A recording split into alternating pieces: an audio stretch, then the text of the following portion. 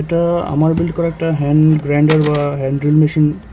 তো এটা আমি প্রায় 18 সালের দিকে তৈরি করছিলাম, যেটা আমাকে প্রায় একটা লং টাইমের মতো সার্ভিস দিচ্ছে, আর প্রায় বছরখানেক যাবত এটা ইউজ হচ্ছে না। তো আজকে এটাকে ডিসঅ্যাসেম্বল করার কারণ মাধ্যমে এটার কর্মাবস্থা থেকে অব্যাহতি দেওয়া হচ্ছে। এর কর্মজীবনে হয়তো আমি জাস্ট একবার এই মডিউলটা চেঞ্জ করছিলাম, এছাড়া আর কিছুই না।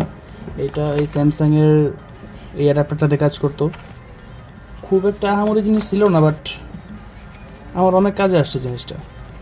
এটা একটা 775 মোটরের মাধ্যমে রান করতো। তো ফাইনালি এটা চলতে চলতে এটা মোটরের যেখানে এই হোলটাও ঘষা খেতে খেতে লুজ হয়ে গেছে। পরবর্তীতে এটার এই চকের এই যে হ্যাক্স স্ক্রুটা ওইটাও হারাই গেছিলো, যার কারণে পরবর্তীতে আমি এটাই ইউজ করছিলাম।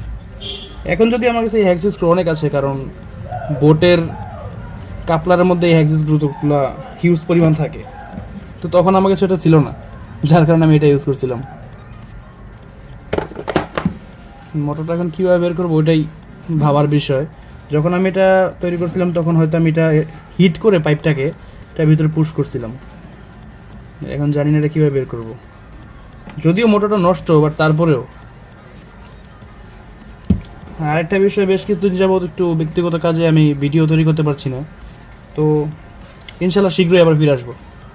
Thanks for watching.